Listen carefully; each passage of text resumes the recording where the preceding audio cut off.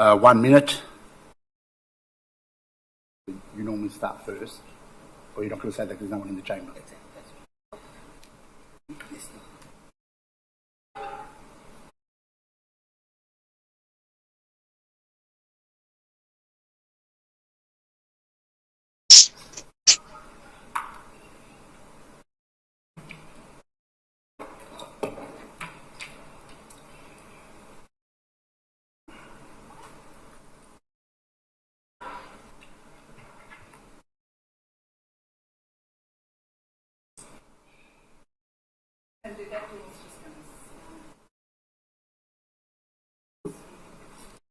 They fix the aircon up? They fix the aircon? Oh, it's working now? Okay, so we can close it then.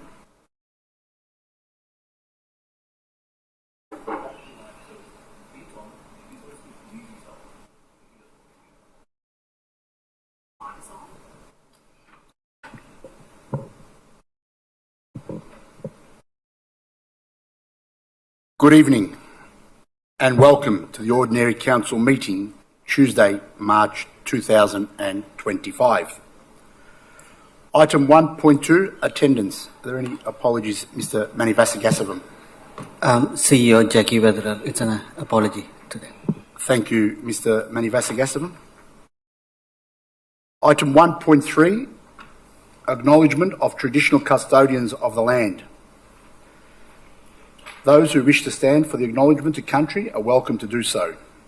We acknowledge the traditional custodians of this land, the Bunurong people, and pay respect to their elders past and present. We recognise and respect their continuing connections to climate, culture, country and waters.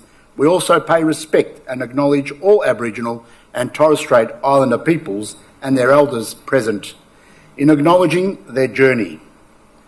Item 1.4, offering of prayer, reflection or affirmation. As part of Council's commitment to recognising the cultural and spiritual diversity of our community, the prayer, reflection, affirmation this evening will be offered by Pastor David Owen, a member of the Greater Dandenong Interfaith Network, which will be read out by Councillor Milkovich. Thank you, Mayor. Lord Jesus, our Saviour and our Lord, we commit this council meeting of the City of Greater Dandenong to your oversight. We ask, Lord, that you grant great wisdom and understanding to our councillors and officers in their decision-making and planning on behalf of the City of Greater Dandenong. Please grant a spirit of unity and harmony in their dealing on behalf of the people of this wonderful city, which incorporates so many people of diverse culture, background and religion. Lord, we pray for peace, harmony and prosperity for the citizens of the city, that in those times of unrest and uncertainty, you would pour out your spirit upon the people who live and work within the bounds of the City of Greater Dandenong and bless them abundantly. Amen. Thank you, Councillor Milkovich. Item 1.5, confirmation of minutes of previous meeting of Council held on the 24th of February 2025. Councillor Milkovich. Happy to second that, Mayor. Second by Councillor Formoso. Are there any questions? Is there any opposition? If there is no opposition, I declare the item carried. Item 1.6, disclosures of interest. Mr. Manivasagasavam. There is none declared. Thank you, Mr. Manivasagasavam. 2. Officers' reports, Part 1, 2.1, petitions and joint letters. 2.1.1, petitions and joint letters. Moved by Councillor Tan. Moved by Deputy Mayor Tan. Second by Trung. Second by Councillor Trung. Are there any questions? Is there any opposition? If there is no opposition, I declare the item carried. Item 2.2, statutory planning applications. 2.2.1, town planning application number 211 to 215, Thomas Street, Dandenong. Planning application number PLN 24/0089. Moved by Councillor Garrard. Happy to second that, Mayor. Second by Councillor Formoso. Are there any questions? Is there any opposition? Councillor Milkovich. Opposition, Councillor Milkovich. Councillor Garrard, as the first mover, you have 5 minutes. Thank you for the opportunity to discuss this item. I've supported this motion because I think it's a positive application for this city. The Ahmadiyya Muslim Association of Australia have made an application for a place of assembly. This application is compliant in every respect. It meets all of the requirements for that particular zoning. There is the concessions that have been made have been agreed to. Thomas Street is a place of assembly and gathering. It's appropriate that we have a group such as this meeting there. Clearly, the officers have stated that were this to be refused, it would be approved at VCAT, and we know that that would be a cost to us. There are no elements of this application that are not compliant, and it will add to the Thomas Street being a centre of activity and social gathering, which is consistent with the rest of Thomas Street, and which increasingly is becoming the heart and soul of Dandenong. So I strongly support this application, and I see no grounds for refusal. Thank you, Councillor Garrard. Seconder, Councillor Formosa. Thank you, Mayor. I too would like to support this application on all of the merits that it actually should be accepted. It's an incredible opportunity to once again welcome a community group here in the city of Greater Dandenong, in particular the heart of Dandenong. This is an incredible community group who I've worked with quite closely over the years and do really good work for our community. I'm very excited about having them here. The arguments in relation to parking, which are the only real arguments here, majority of businesses in central Dandenong have been refused many parking spots just for the lack of, and obviously we're very close to all the amenities, the train station, and if I recall correctly, there's about 7 private parking spaces that are available near this location, and very much looking forward to welcoming them into the city of Greater Dandenong. Thank you, Mayor. Thank you, Councillor Formosa. In opposition, Councillor Milkovich. Thank you, Mayor. They're going to make me sound like a villain tonight, but I'm looking at this application on the basis of practicality and pragmatism, and I cannot support an application that actually devours or that reduces the number of car park spaces available to the rest of the city of Greater Dandenong visitors to Thomas Street and surrounding area for one particular organisation, whatever that organisation might be, unfortunately. And I'm looking at the officer's report here, and if I may just read a little bit of report here that says that required patronage or maximum patronage for Friday opening hours, I'm just going to use this as an example, between 9 a.m. and 5 p.m. is 100 patrons on site. From 5 p.m. to 10 p.m. it's 70, that's probably acceptable. And then on Saturday and Sunday from 9 a.m. to 2 p.m. 100 patrons, and then from 2 p.m. to 10 p.m. 200 patrons. So for this to operate on 8 parking spots allocated, regardless of the accredited parking spots which were applied to the previous business, which wasn't a place of assembly, it was a business, it just seems to me a bit unfair towards the rest of the visitors and residents of the city of Greater Dandenong that will be visiting. And if I may remind the council, there's a Monash Health Centre just about 20 metres down the road, that people that visit that heavily rely on parking on Thomas Street, because they can't often find parking here because it's either 15 minutes or half an hour, or they got to climb out of the multi-level deck car park. So for them, it is convenient to park on Thomas Street and take a short stroll. And while I support community organisations visiting and coming to our city and establishing themselves, I'd like them to do so in a responsible manner where they actually provide at least somewhat enough parking spaces for their patronage. I don't have an issue with any organisation coming, but to have 200 people in the city of Greater Dandenong between 2 p.m. and 10 p.m. on a Saturday and Sunday with 8 parking spots, it is nothing short of ludicrous, I would say. And we all know, all the councillors know what happens with anything major like this in the centre of Greater Dandenong, where we reduce the number of parking spots, we wipe them out, we don't allow people to park and just come and visit and go. So I'm very, very uncomfortable. I can't not in the sense of public domain come to terms with myself to say that I'm happy to reduce the number of parking spots rather at residents of City of Greater Dandenong and wider that would come for a quick bite in Dandenong or visit to the Monash Health or even to the council office for that matter, because we are still open on Friday. We're not open on Saturday and Sunday, so that's fine. I just cannot support the application that is requiring such a heavy and massive reduction in car park spaces. So that is my position, Mayor. Thank you. Thank you, Councillor Milkovich. Is there any further speakers, councillors? If there's no further speakers, a right of reply, Councillor Garrard. Thank you, Mayor. Whilst I appreciate Councillor Milkovich's concerns, we have in the application clearly stated this is one short block from the train station. There is a bus station located within 100 metres. There is substantial street parking, but there's also multi-storey car parking there. So I think that the benefits far outweigh some of the concerns around parking. The 200 people visiting Thomas Street on a Saturday will be an enormous economic boost for Thomas Street and for the local businesses. I think that to have gatherings of this scale is only a positive for that area. We know that it's not close to residential areas.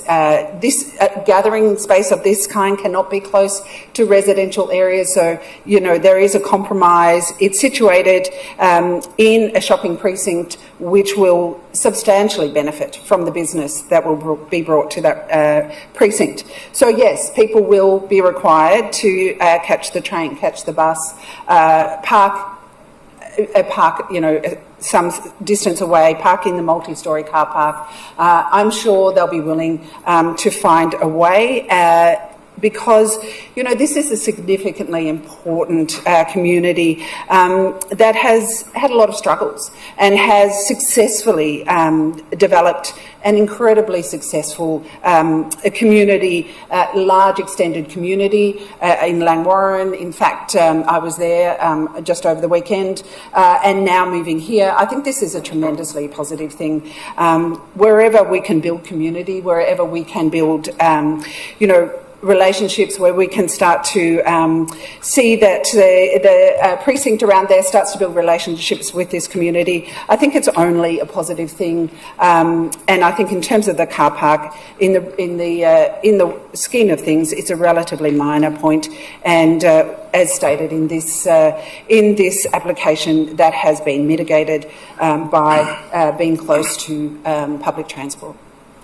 Thank you, Councillor Garrard.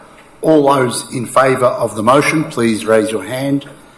Councillor Formoso, Councillor Doe, Councillor Garrard, Councillor Yim, Councillor Mametti, Councillor Dan, Councillor Le, and Councillor Tan.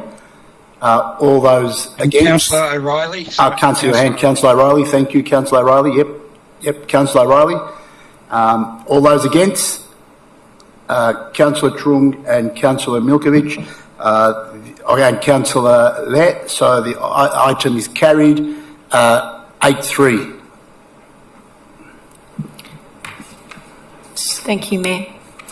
Councillor Formoso? Yes, thank you. Once again, I really look forward to welcoming the Ahmadiyya community here in the City of Greater Dandenong.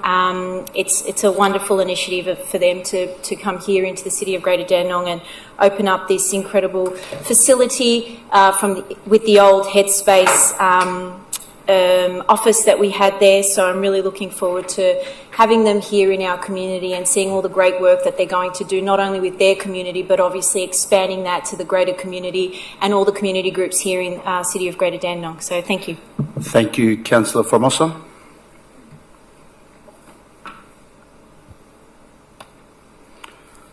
We'll move on. Excuse me, Mr. Mayor. Councillor Dunn? Yeah, I just wanted to are we finished with item 2.2.1? Councillor Dunn? Yeah, thank you, Mayor. Per section 4.12.1 of the governance rules, I'd like to move that the standing orders be suspended to bring forward item 5.3 of tonight's agenda to be heard before item 3, public question time, please. Thank you. Okay, so we have Councillor Dunn as a mover. I'm happy to second that, Mayor. Second by Councillor Formosa. So as this is a suspension of standing orders, As this is a procedural motion, there is no debate allowed. I'll put this motion to a vote. All those in favour? Councillor Formoso, Councillor Yim, Councillor Mameti, Councillor Dan, Councillor Trung, Councillor O'Reilly, Councillor Tan, Councillor Le. All those against? Councillor Doe, Councillor Garrard and Councillor Milkovich. So the item is carried. So I'll be bringing item 5.3. If you can all go to 5.3, councillors. Item 5.3, notice of motion number 6, stronger together towards peace and cohesion in our community. Do I have a mover? Councillor Dunn.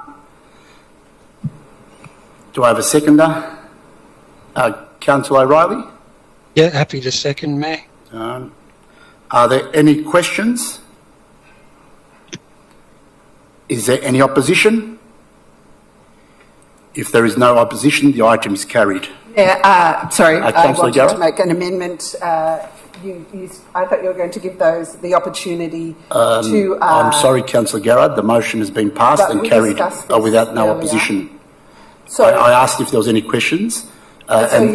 we discussed earlier that you would allow them to speak and then I would... But give the opportunity. I did that, Councillor Garrard. Can I have an adjudication because... I'm more than happy to do that. Mr Tonto, if you can elaborate on that. Well, Mayor, as there was no opposition, the mover and seconder didn't speak, and so there wasn't an opportunity to move an amendment to the item, which was previously discussed, but that was on the basis that there was discussion on the item. So given there was no discussion on the item, it's been carried as per the governance rules. Thank you for that clarification. Can I just Councillor Garrard? So I was going to stand up at the beginning of this item, but I was told that they were given the We opportunity need a mover and a to speak. second to become a motion, and there was no questions, and there was no opposition, and there was no alternative Because- recommendation. So unfortunately, Because Councillor I was Garrard, told Yeah, by but the governance we team were told that there has to be a mover and a seconder to become a motion, and that was the and I was given that opportunity after you asked them to speak. Well, Councillor Garrard, we've already moved it, seconded. Any questions asked? And there was no questions. There was Well, no opposition. So I'm sorry, Councillor Garrard, the motion is carried. Well- we'll go to item 3. We'll move back to item 3, councillors. Yep.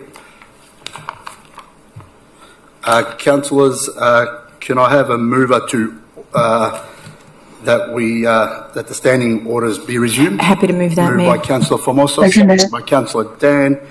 As there is no procedural motion, I put the motion to a vote. Councillor Formoso, Councillor Yim, Councillor Mameti, Councillor Dan, Councillor Lee, Councillor O'Reilly and Councillor Dan. All those against? Councillor Milkovich, 2 abstained, two abstained, 8-1 carried. So we'll move on to item 3, councillors.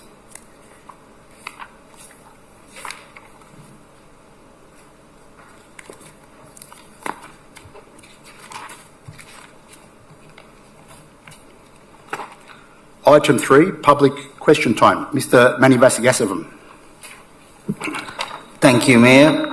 The first question is from Mrs. Gonzalez from Power Street regarding the parking matters.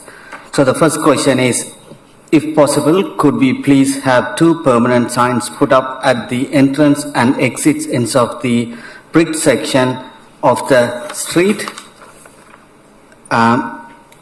And also the second question is, could we residents on our street have the opportunity to input our ideas with the council's parks and open space team for the future considerations with respect to the landscaping plans of the future nature strip?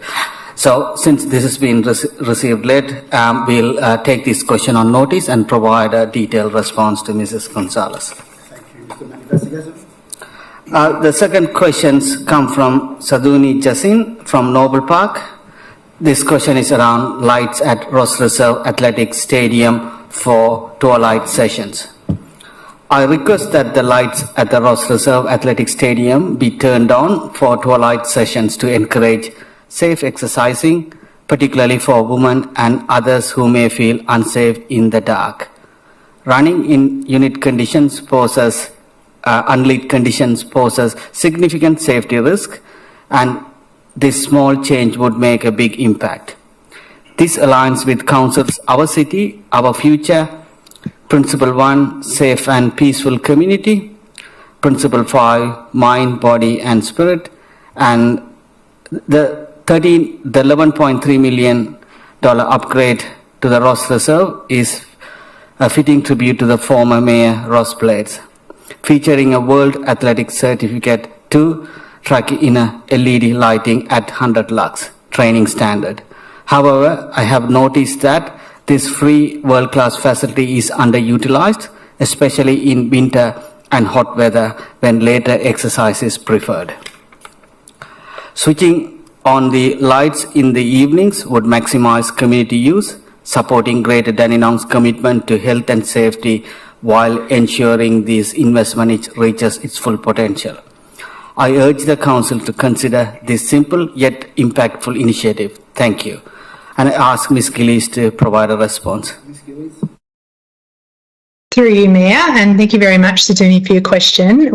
We are currently developing a protocol for this initiative. You're right, it is absolutely in line with Council's Make Your Move 2020 to 2030 physical activity strategy, specifically Strategy 2 to support and facilitate opportunities for our community to be physically active. The protocol that's already under development will take into consideration operational aspects of the initiative, including costs and the possible impact on neighbouring residents, and Ross Reserve will certainly be considered as one of the trial sites. Officers will reach out to you, Sidoni, to keep you updated as this progresses. Thank you, Ms. Gillies. Mr. Manivasagasavam. The next questions come from Rohan Akbar from Berwick. This question regarding Afghan Bazaar renaming. So I got 3 questions. I'll read them all and then provide a response. Why is there a need for a community consultation regarding the naming of the Afghan Bazaar, while a comprehensive consultation already took place for 3 whole years between 2011 to 2014? Lots of resources were utilized and heaps of taxpayers and ratepayers' money were used. Second question, isn't it a waste of taxpayers' money doing the same? Question 3, is the Council going to take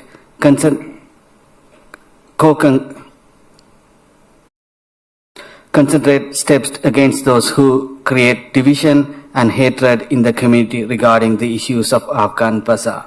So I'll ask Ms. Hijari to respond to this. Ms. Hijari. Through to you, Mayor. Thank you for your question, Rohan.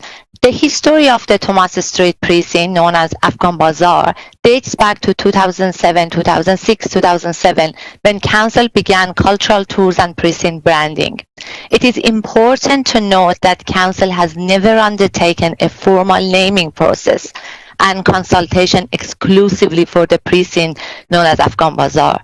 The consultation process between 2011 and 2014 was seeking community input and feedback on Thomas Street physical improvements. However, throughout the process, Council received feedback on the naming and the symbol of camel that had been designed to promote the Afghan shops in Thomas Street. To support constructive dialogue and also in line with the motion that was just moved tonight, we are working with state and federal governments to secure funding and support for a series of committee discussions. This initiative would include expert translators, cultural advisors, and facilitators to ensure inclusive and culturally safe participation. Our goal is to provide a platform for addressing differences in a very constructive manner while fostering cohesion and resilience among the diverse people from Afghanistan in Southeast. Thank you, Mayor. Thank you, Ms. Hajari. Mr. Manivasagasavam. We received further 3 questions from Rohan. As per our governance rule, we will provide a written response to those 3 questions. The next question comes from Barud Batur from Pakenham. This is regarding Afghan Bazaar renaming. How does the Council justify retaining the trademark Afghan Bazaar in light of Section 19 8.2 of the Charter of Human Rights and Responsibilities Act 2006, which protects the cultural rights of ethnic groups, given the Hazara community has consistently opposed the name as an exclusionary. Additionally, how does the trademark, which disregards the identity of other ethnic groups such as Hazaras and misrepresents the precinct's cultural makeup, comply with the Section 18 of the Racial Discrimination Act? Does the Council acknowledge that keeping Afghan Bazaar violates the Section 8.2 of the Charter of Human Rights and Responsibilities Act and the Principle B of the naming rules by the favouring one ethnic identity over others, and will Council revoke the trademark based on this conclusion? I ask Ms. Hijari to provide a response. Ms. Hijari? Thank you, through you, Mayor. Thank you, Bharat, for your questions. As mentioned earlier, Council has never undertaken a formal naming process. This name was suggested as part of the consultation on establishing cultural tours in Thomas Street. Section 8.2 establishes that every person is equal before the law and is entitled to equal protection without discrimination. This means law, policies, and practices must uphold fairness and prevent discrimination based on attributes such as race, gender, and disability. Should Council commence the formal process of naming places, the process will follow the principles of the naming rules for places in Victoria, including Principle B that you mentioned. This principle focuses on ensuring that place names reflect public interest and are culturally and historically appropriate. It emphasized the importance of avoiding offensive, discriminatory, or insensitive names and encourages the use of names that respect Aboriginal, Torres Islanders' heritage, local history, and community values. Thank you. Mayor. Thank you, Ms. Hijari. Mr. Manivasagasavan? So the next question comes from Mohammed Akram Yusufi. This is regarding Afghan Bazaar renaming. Given Australia's obligations under Article 27 of the International Covenant of Civil and Political Rights, how does the Council justify using Afghan Bazaar when it raises the distinct cultural identity of the Hazara community, a persecuted minority excluded from the original naming process? The Council's social justice framework emphasizes equitable participation and celebrating cultural diversity, while its diversity, access and equity policy ensures fairness, inclusion and transparency in all its actions. Can the Council explain how retaining a contested name aligns with these principles, especially when the Hazara community was excluded from the original process? Ms. Hijari? Through you, Mayor. Thank you very much, Mohammed, for your question.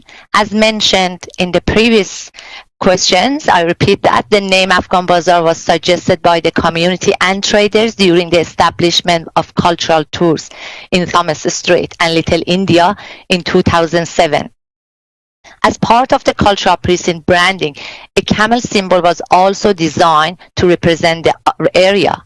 In 2011, Council received state government funding for streetscape improvement in Thomas Street. During committee consultation for this improvement, I emphasize, which was not include the formal precinct naming, concerns were raised by the committee about both the camel symbol and the name of Afghan Bazaar, with stronger tensions surrounding the camel symbol. In response, Council worked closely with the committee to redesign the symbol to better reflect the diverse local community's identity. Now Council recognized that there are now more traders from the Hazara community compared to 2007 when the name was originally proposed, and they may have different perspectives and proposals for Thomas Street. To support a constructive dialogue, Council is committed to facilitating inclusive discussions and actively working with state and federal governments, again aligned with the motions that we just moved, to secure funding and resources. This initiative will include expert translators, interpreters and facilitators to ensure meaningful participation. Our goal is to create a platform for open and respectful conversation, fostering community cohesion and resilience across Southeast. Thank you, Mayor. Thank you, Ms. Hajari. Mr. Manivasagasavam. So the next questions come from Namatullah Kadari from Narayavaran South. This is regards to Afghan Bazaar renaming, and I read all three questions, and also there are additional questions as per our governance rules. We'll provide a written response. The first three questions are: question 1, please confirm what steps the council took to conclude that the Afghan Bazaar trademark met the requirements of Part 4 of the Trademarks Act 1995, and how it was determined that it qualified for the registration. Second question, for example, were any legal opinions or advice received by the council regarding compliance of Afghan Bazaar with the Trademarks Act 1995 and Racial Discrimination Act 1975 and the Victorian Charter of Human Rights? If so, can the council please provide copies of such documents? The question 3, how did the council assess and concluded that the trademark Afghan Bazaar was neither scandalous nor unlawful and complied with the Section 42 of the Trademarks Act 1995? Ms. Hajari. To you, Mayor. Trademarks were, thank you very much, Nematullah, for your questions. Trademarks were registered in 2009 for our Central Dandenong Cultural Precincts. The purpose of pursuing trademarks at that time was predominantly based on ensuring that future emerging cultural precincts in other areas deemed as competitors did not use the same promotional branding and therefore undermine the economic and tourist benefits to the greater Dandenong traders. Thank you, Mayor. Thank you, Ms. Hajari. Mr. Manivasagasavam. Next question comes from Yazin Hazara from Dandenong, and this is also about Afghan Bazaar renaming. On 24 February 2025, in response to my questions, the council provided a combined response which stated that the council had not initiated community consultation and was working with the state and the federal government to secure funding for a series of community discussions. However, contrary to this, the council has sent letters to various stakeholders asking whether they support the name change from Afghan Bazaar to Little Banyan. Under the Great Dandenong City Council's General Local Law number 2 of 2021, can the council explain why it is not being transparent in its actions, and how can we trust the council when it appears to be acting in bad faith and providing misleading information? I refer to this letter from the council to various stakeholders which ask if they support the name change from Afghan Bazaar to Little Bamiyan under the Greater Dandenong City's General Local Laws number 2. Can the council point to the specific section within the General Local Law that grants the authority to change the name from Afghan Bazaar to Little Banyan, and did the council use the same law when it is adopted the name Afghan Bazaar? Ms. Hajari. Through you, Mayor. Thank you very much, Yasin, for your question. As stated in the response on 24th of February, Council has not initiated committee consultation on this matter.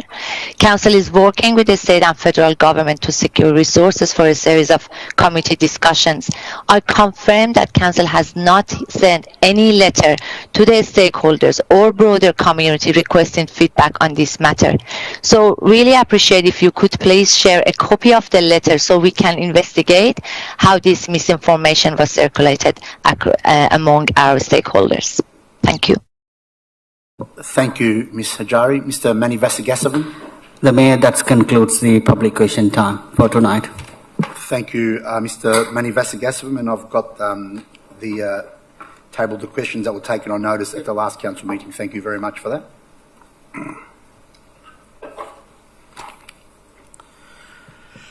Councillors, will move on to item 4, Officers' Reports, Part 2, Procurement of 4.1.1, 2021, 11, AE, Parks and Open Space Maintenance Service Contract.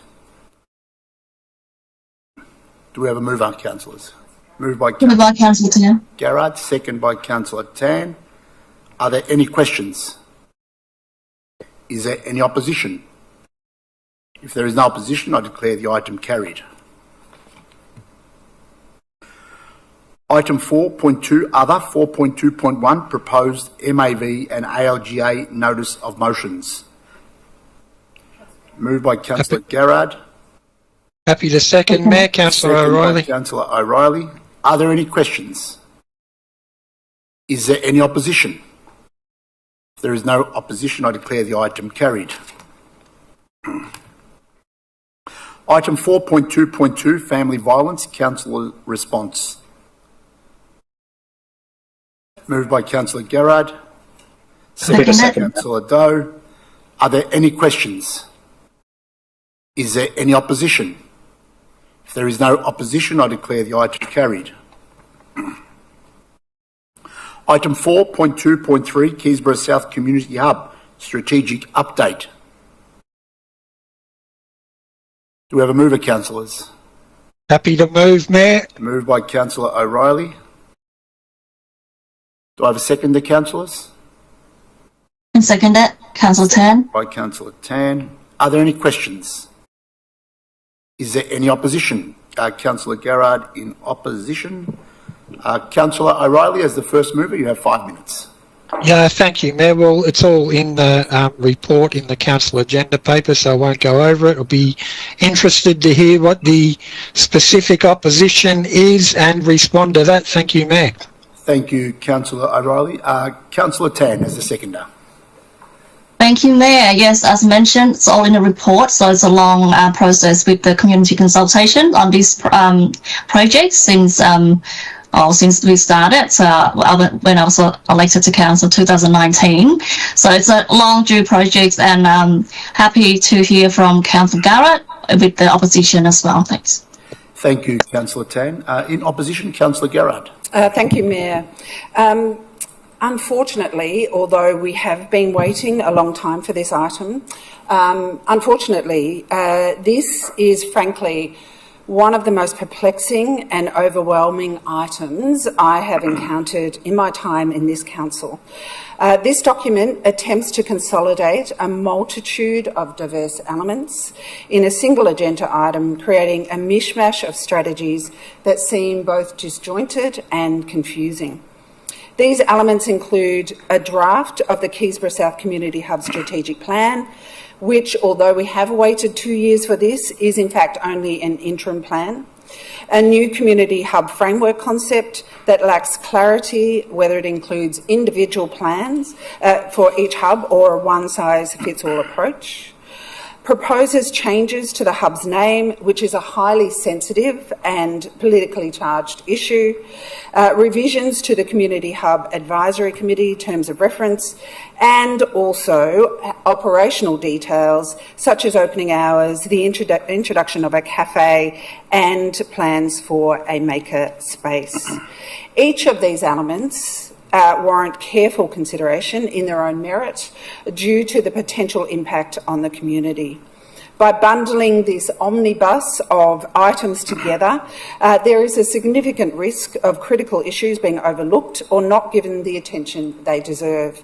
The strategic plan, which we have awaited for 2 years, is introduced as merely an interim plan, raising questions about its completeness and the Council's long-term vision for the hub. Moreover, including the operational elements such as the cafe's viability and opening hours within a strategic framework blurs the line between strategic planning and day-to-day management, which should be distinctly separate to ensure both clarity and focus.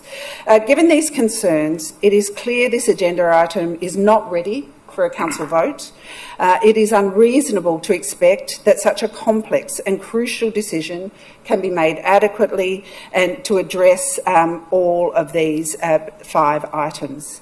This is not only impractical, but it also indicative of a lack of thorough preparation and consideration by those proposing this plan. Therefore, I strongly argue this item should be deferred.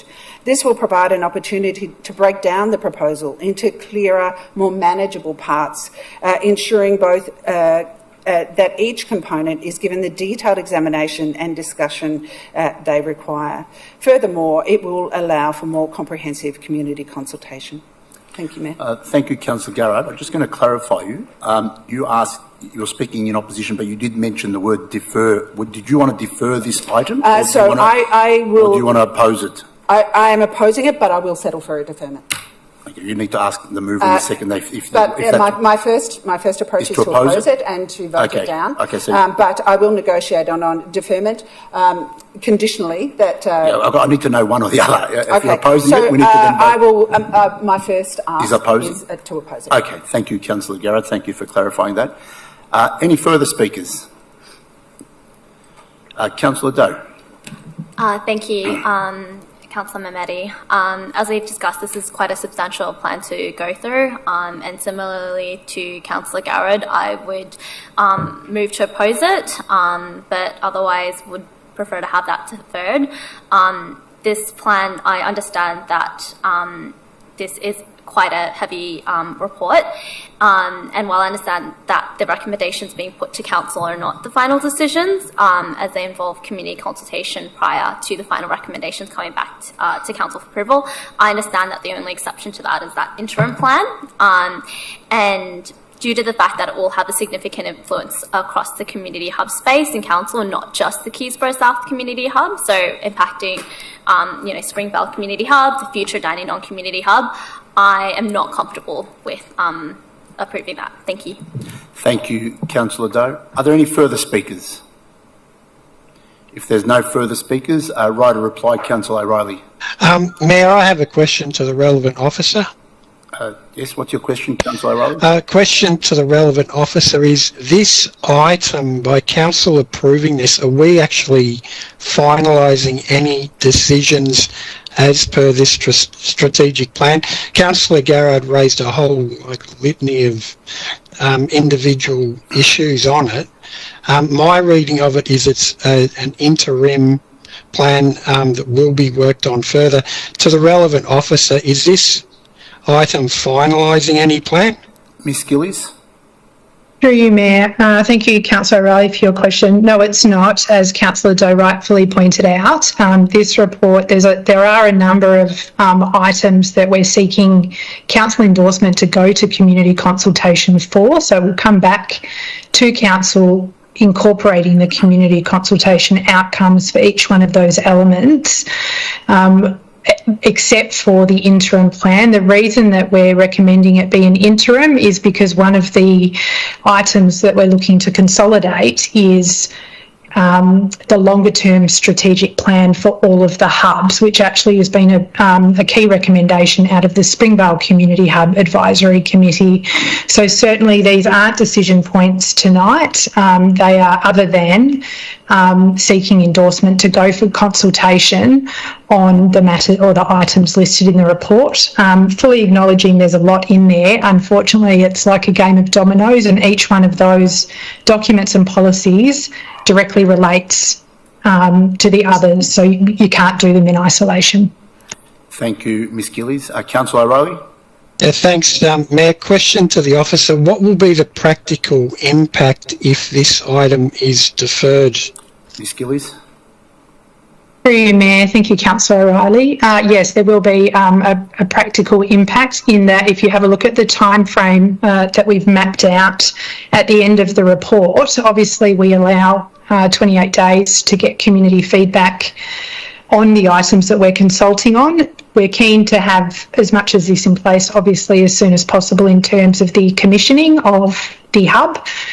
So potentially things like, the naming of the hub, we absolutely understand that's a contentious issue, but obviously we need to have some community feedback on that, given it's been raised by the community prior to commissioning the site, for example, and preparing signs. So there are some very practical implications, and the strategic plan also informs, obviously, directly the operational plan, which we are looking to implement as soon as possible post completion of construction. Thank you, Ms Gillies. Councillor O'Reilly? Thank you, Matt. I'll go on to right of reply. So, look, I understand Councillor Garrard and Councillor Doe have different issues with the particular plan that's in the agenda, but I haven't heard from them until now anything about this detail. And I don't, as a decision maker and as a decision-making process, we should not be raising things 2 minutes before we have to vote on it. On a plan like this, which is an interim plan, which we need as an interim plan, and elements will go out to consultation. So if the concerns that are being raised with councillors before the meeting, then potentially they could have been addressed, and I would have made a better, more informed decision on what the objectors are talking about. But as they haven't been, as it's waited until literally the last minute to raise these objections, I believe we should endorse the plan as in the agenda. We do need it, as the officer has said, as far as timing goes, and that the individual issues that opposing councillors have brought up right now can be worked through. So on that basis, Mayor, I commend the motion to councillors. Thank you, Councillor O'Reilly. We'll put the motion to a vote. All those in favour, Councillor Formoso, Councillor Mehmeti, Councillor O'Reilly, Councillor Le, Councillor Dan and Councillor Tan. All those against, Councillor Doe, Councillor Garrard, Councillor Yim, Councillor Milkovich and Councillor Trung. The item is carried 6-5.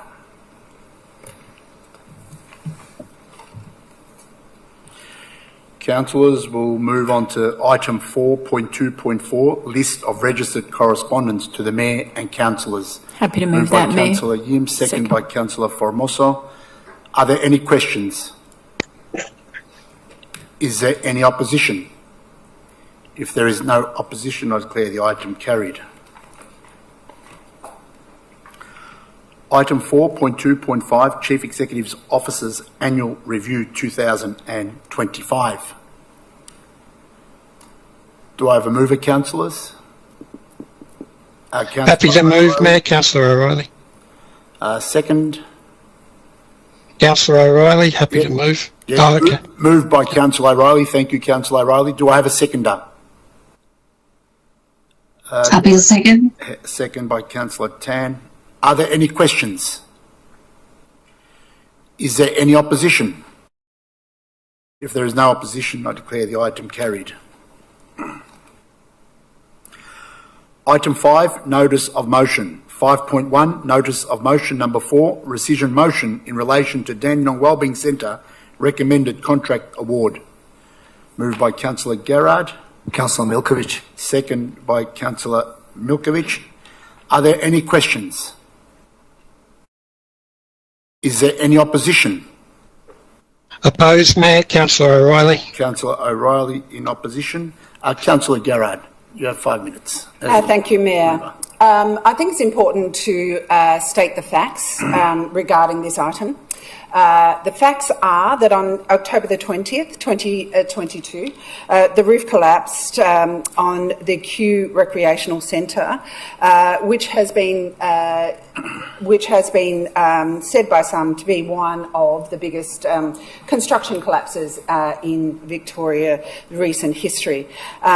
It is not. There were no fatalities, fortunately, because it occurred at 10 p.m. At night. Had it occurred during the day, there could have been a very high number of fatalities or injuries. Immediately, an investigation began, a 2-year investigation by the Victorian Building Authority following the incident. On 1 year later, approximately on September 5, 2023, ADCO Construction claims in a letter to clients, as reported in the Financial Review, and obtained through FOI, that the collapse was due to a design-related issue, absolving their materials and their processes and any blame attributed to them. This drew a very strong response from the Barandura Council, which disputed ADCO's claim, stating that the conclusions drawn by the consultant hired by ADCO was unproven and simply not supported by evidence. We then had WorkSafe charges laid.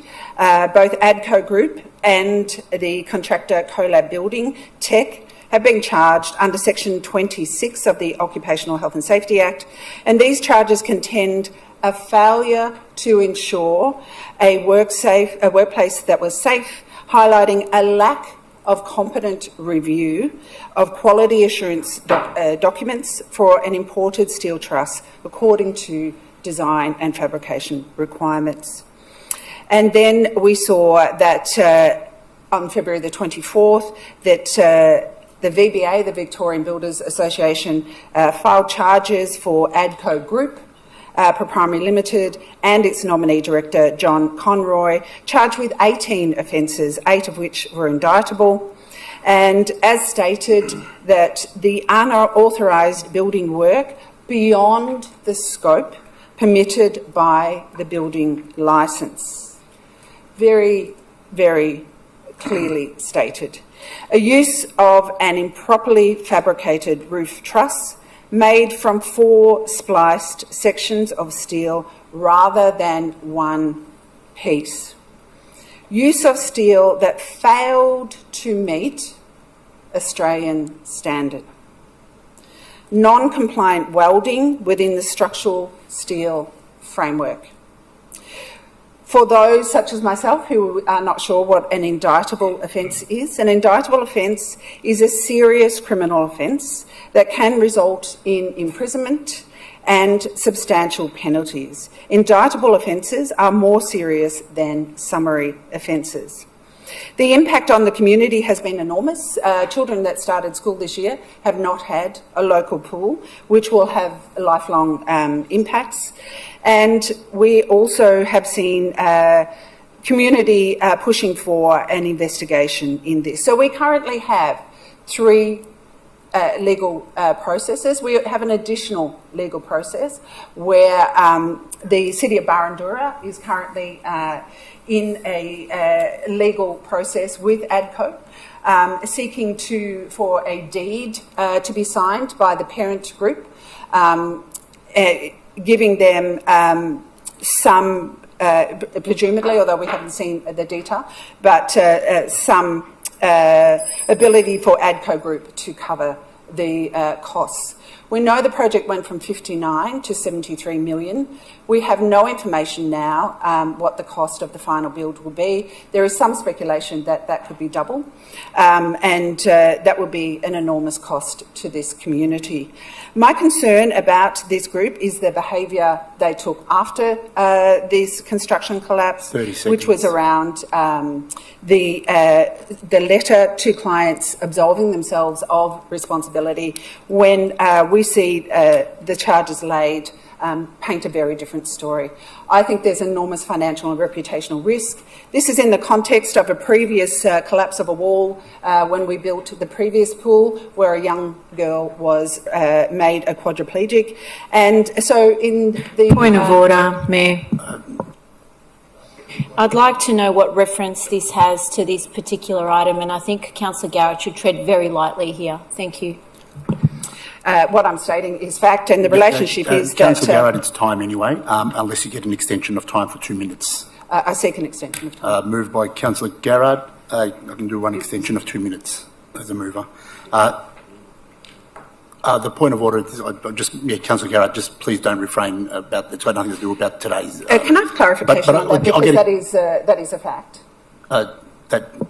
That occurred. And the relationship to this item is that there is a history of risk around the building of swimming pool. And what I'm talking about here is risk in terms of financial risk, reputational risk. Okay, all right. And I'll allow that then. But I need a mover, which you've moved for an extension of 2 minutes. Do I have a seconder, councillors? Councillor Doe. Is there any questions? Is there any opposition? If there's no opposition, Councillor Garrett, you have an extension of 2 minutes. So I will finish, but my concerns are that this is the most expensive project we will ever undertake. We cannot afford financial risks. We don't know. There is speculation. We don't know. I'm not saying this is fact, but there is speculation that the director could face imprisonment. We know that there will be multiple $1 million in fines and costs, legal costs. We also know this will be a very, very protracted and lengthy process. There is some speculation that the building licence of ADCO construction could be withdrawn. There is also speculation that there are other consequences, such as the insurability of ADCO during the construction. These all pose significant risks to us that could delay the project or significantly extend the cost. I think this risk is too great.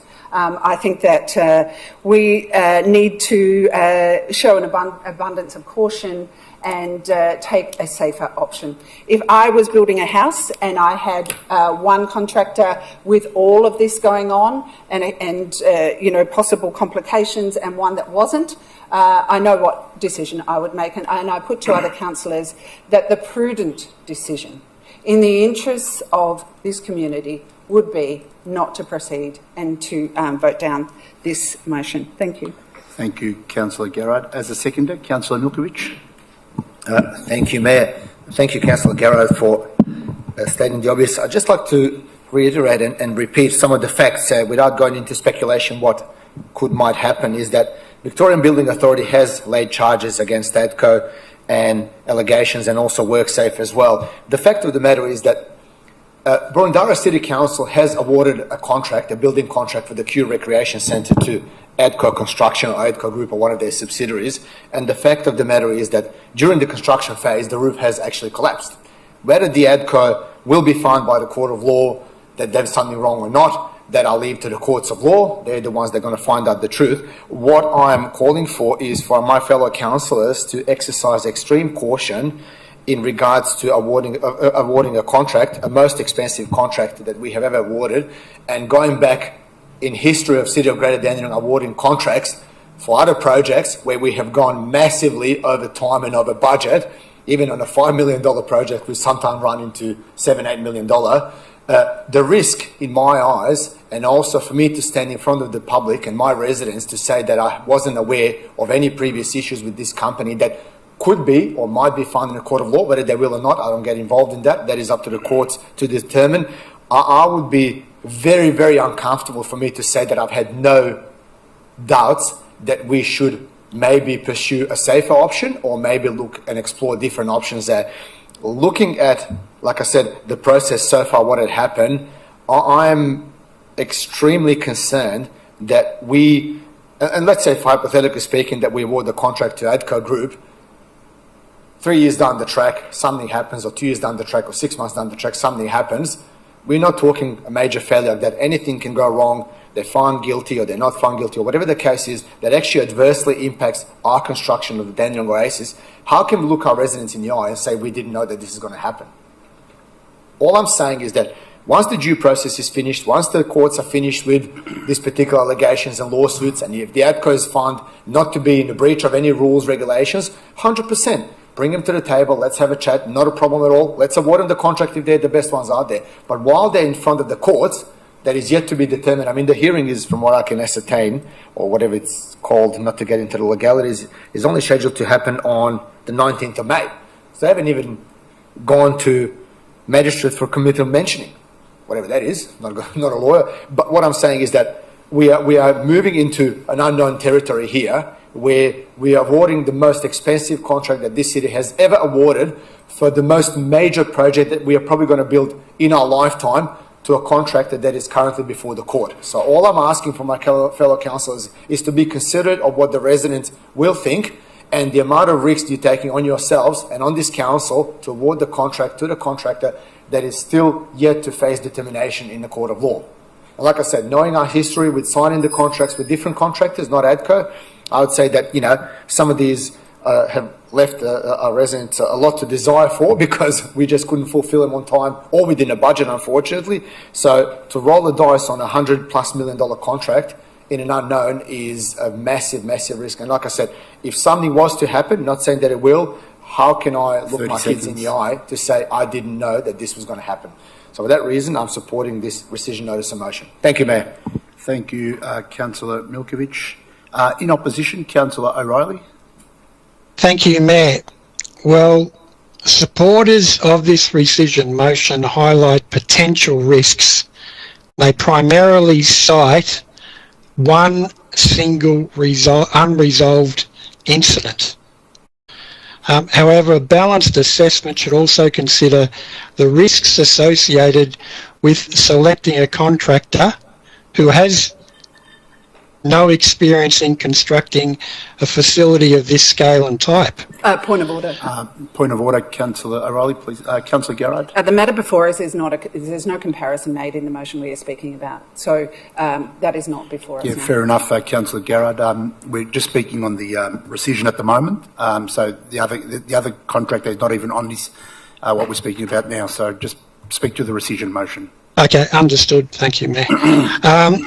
To have this facility built, there are limited options. The analogy that Councillor Garrard made of building a house is hardly relevant.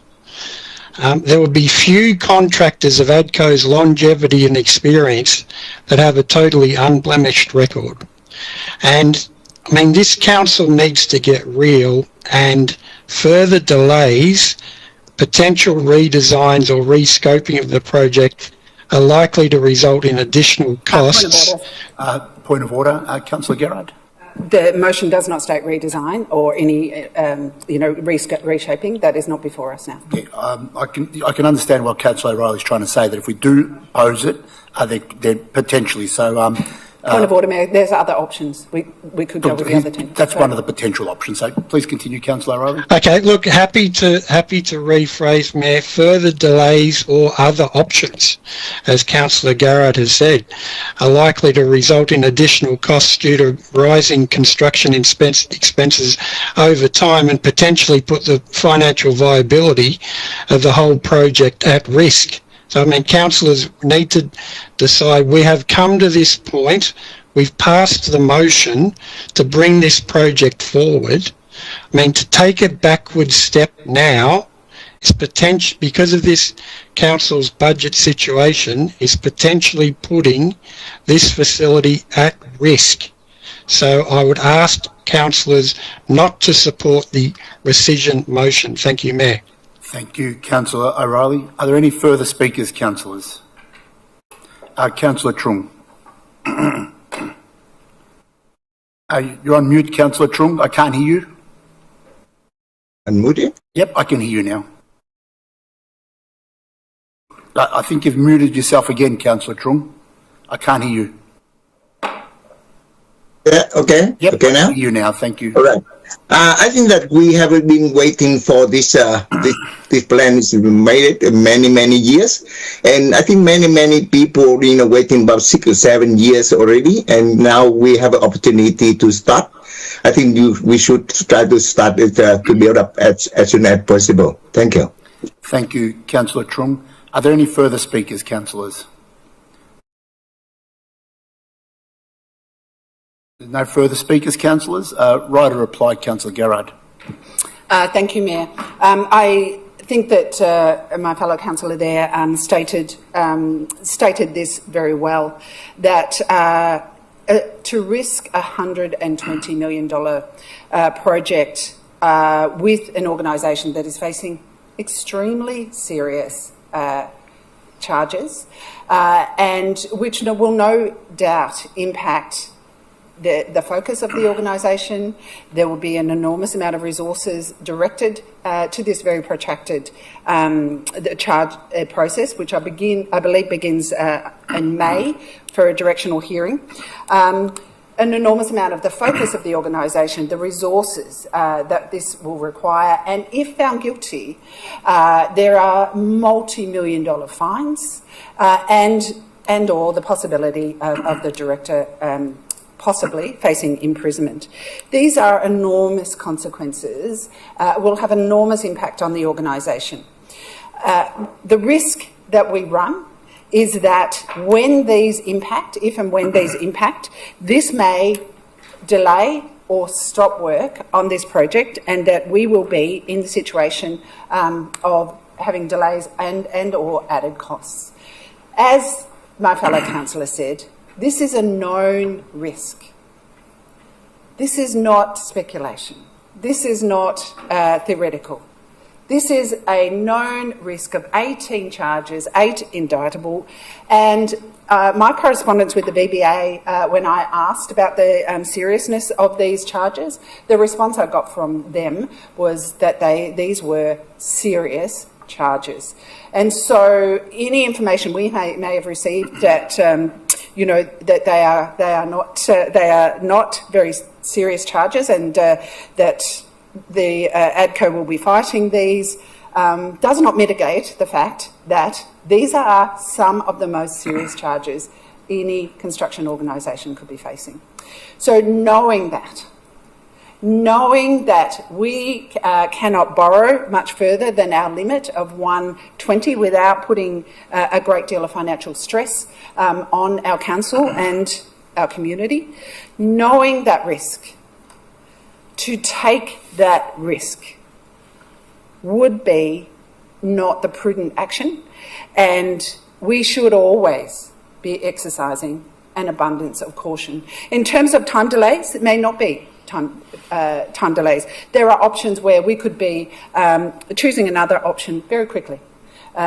If that were the discussion, it could be as soon as the next meeting. So in terms of time delay, to take this risk for the sake of 2 weeks seems to me, not a responsible act. So I just say in conclusion, I ask my fellow councillors on behalf of our community, do not take this risk. Do not take this known risk. Let us go back, let us let this go and go back and discuss this. And we could be back here in a fortnight with another option. Thank you, Councillor Garrard. All those in favour of the rescission motion, please raise your hand. Councillor Doe, Councillor Garrard, Councillor Yim, Councillor Milkovich. All those against, please raise your hand. Councillor Formoso, Councillor Mehmeti, Councillor Dan, Councillor Trung, Councillor Tan, Councillor O'Reilly and Councillor Lair. The rescission motion is lost, 7-4, or 4-7. Councillors, we'll move on to the next item, 5.2, Notice of Motion Number 5, Towards Unity, a motion for inclusive, respectful and peaceful engagement in the Thomas Street naming issue. Moved by Councillor Garrard. Councillor Garrard. Councillor Doe. Mayor, I would like to make I'll an just get a amendment, first and a propose second. amendment. Yeah, I'll get a seconder. So Councillor Doe as a mover and seconder. Now we have a motion. Excuse me, Mr. Mayor. Sorry, Councillor Dunn. I would like to Hang on one move second. I just want to listen. Sure. No, I'm happy for Councillor Garrard to go first. Okay, Thank you. so we've got a mover and a seconder. We have a motion now. Councillor Garrard, before I ask any questions, or So I would like to propose an amendment to this. an amendment? To this item. Okay, so what is your amendment? So the amendment is the one that you all have, the only thing I would change. So the amendment says resolves that in recognition of the acknowledgement that the Hazara community have experienced genocide, and in accordance with the humanitarian law for sensitivity. Sorry.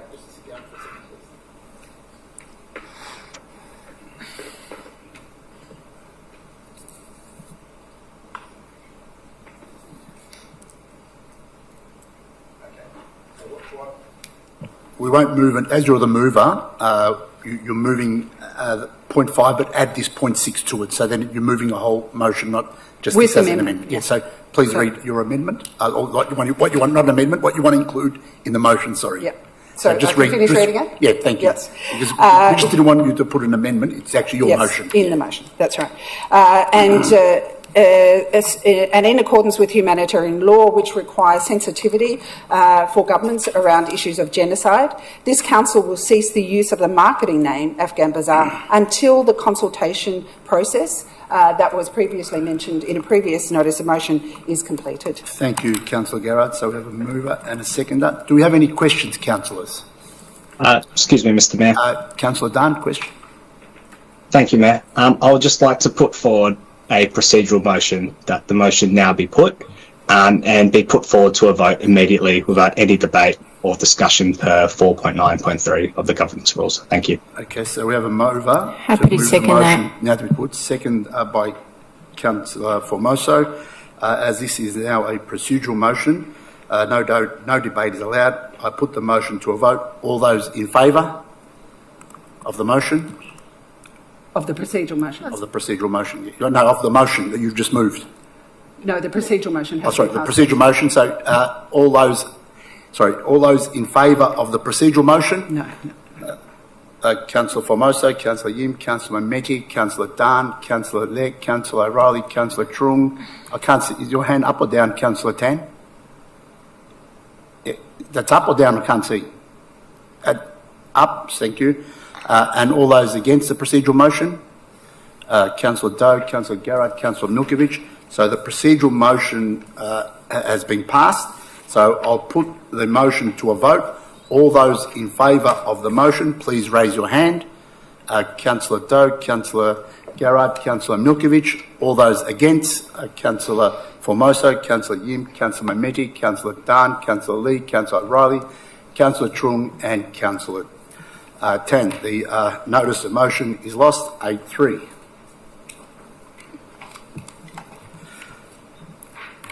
Councillors, we'll move on to item 6, reports from councillors, delegated members and councillor questions.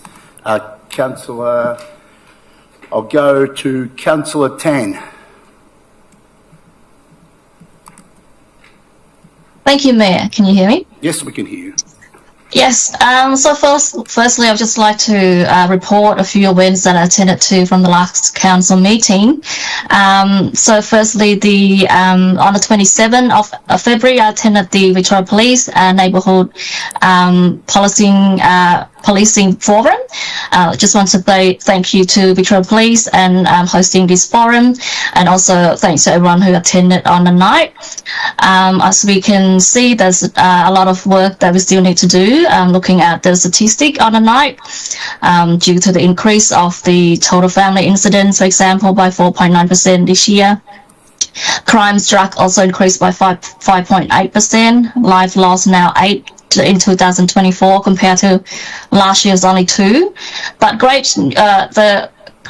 some of the great news that including the youth crime now reduced by 0.9%, which is 23.7% in 2023, and now 2024 only 22.8%, sorry. Also, the breach of family violence and homicide, also related offenders also reduced, which is great to see. So council will continue to work closely with Victoria Police to improve our community safety. On the 28th of Feb, I attended the 2025 Councillor Strategic Weekends. That's from 28th of Feb to the 1st of March. So discuss about our council plan, also about placemaking in particular for future Greater Dandenong Council. On the 2nd of March, I attended the Clean Up Australia Days, hosted by the Cambodian Association of Victoria. About 71 people turned up, including the young, the middle-aged and elderly. So we helped to clean up in Springvale, around Springvale area. And also I got 10 people who helped me clean up around Noble Park Activity Centre. So I just want to say thank you to those people that came to help, which is help to improve our environment. And also we can see this year's a lot of pretty much less rubbish compared to last year. On the same day, I attended the Club Noble 50 years anniversary, which is a great milestone for them. So Club Noble is a home for many sports clubs, including football, cricket, tennis, bowls club, and many more.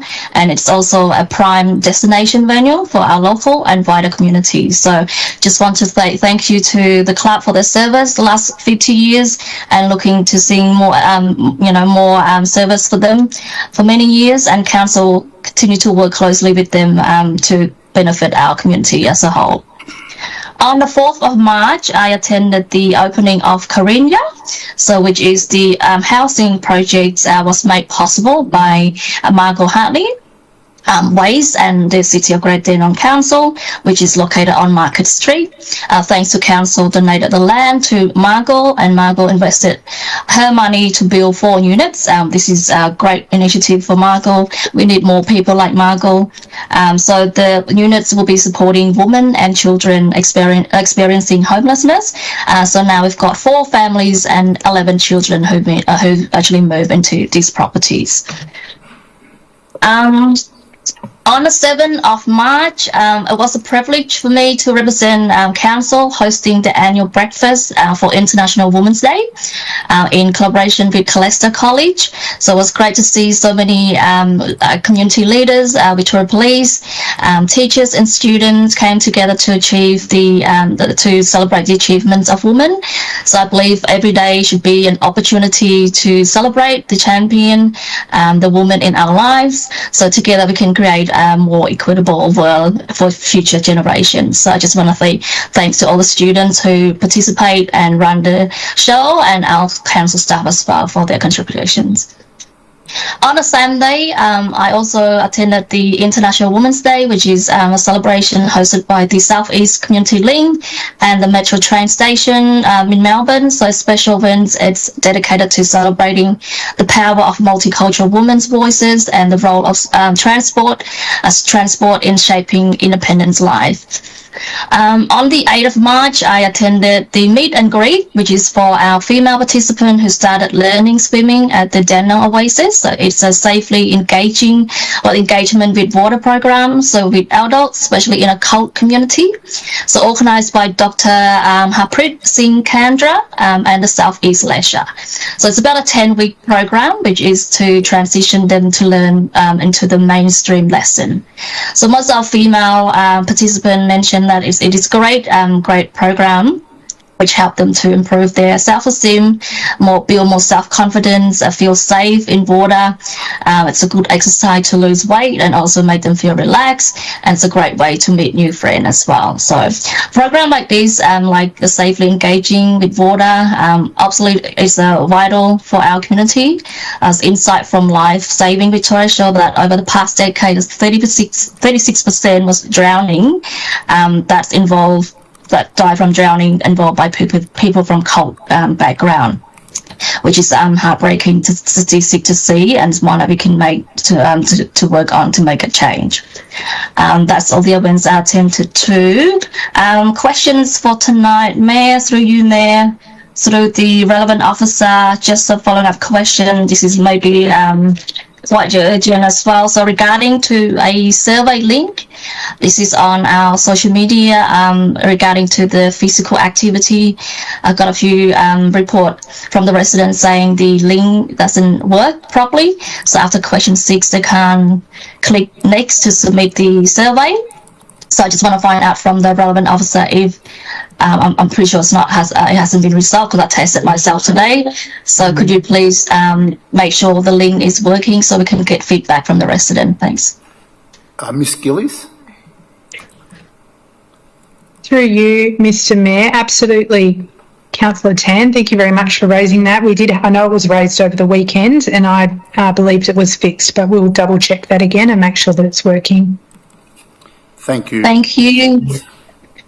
My second question regarding to the road signage on Corrigan Road toward Heatherton Road. So it's kind of in the other way around. So if you can get someone to fix the signage so it's safe for the driver to see a sign. I mean, usually I do snap sensor. I didn't have time to do it today. So if you can get someone to have a look and maybe just rearrange the sign. Mr. Feiss? Through you, Mayor, thank you for your question, Councillor Tan. I'd be more than happy to look at that and have our traffic engineers assess and look at the signage and see what can be done out there. Thank you. Thank you, Mr. Thank you. Councillor Tan? Third question regarding to during my Clean Up Australia Day, so it's the same place. This is on Frank Street Pocket Park. I know due to the closed, the donation bins, so make it really messy for people to actually take the clothes out and then make a mess at the park. So can we get someone to actually monitor that area because it's just a mess out there? Mr. Feiss? Yeah, thank you, through you, Mayor, and thank you for your question again, Councillor Tan. Absolutely, we'll be happy to look at that inquiry and just to see what can be looked at in terms of ensuring that area around the bins is cleanly and how we can help address that. Thank you, Mr. Feist. Thank you. My last question regarding to a homeless man who's actually sleeping behind the Australia Post parking lot. Could we get the relevant officer, please, to just approach him? I'm pretty sure he's around in Springvale all the time, but keep relocating at the moment. So he's at the Australia Post, like around the back car park at the moment. Ms. Gillies. If you can get some help. Ms. Gillies. Through you, Mayor, absolutely, Councillor Tan. We'll follow that up and try and link this person to some support services. Thank you, Ms. Gillies. Councillor Tan. Thank you. That's all from me. Thanks, Mayor. Thank you, Councillor Tan. Councillor O'Reilly. Thank you, Mayor. I'll just mention the police forum that Councillor Tan mentioned as well on the 27th of February. I'd just like to say I thought it was really run well by the police, very open, informative, and gave a comprehensive overview of the current situation and particular strategies that they have done and that they're seeking to do to continue to improve the situation. So I'd just thank Vic Pol for that and look forward to Council working with them in the future. That's all I've got to report. Thank you, Mayor. Thank you, Councillor O'Reilly. Councillor Trung. As like every year, the SAMVAC organize a cleanup of holiday, and this time we focus on the burden part because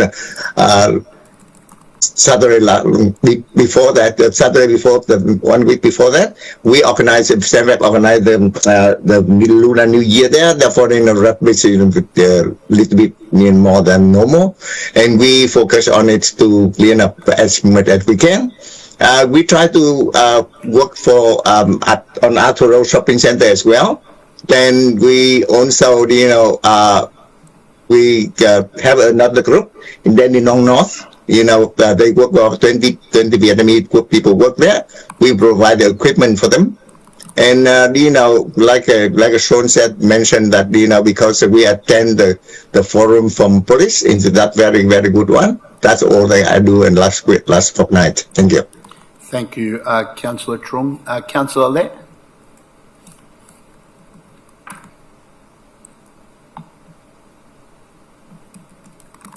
I can't hear you. Okay, sorry. Thanks, Mayor.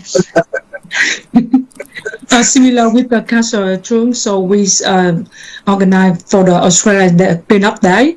And after that is I just go into the VCA for Vietnamese community Australia for the celebrate is like the action for the two sisters celebrate there.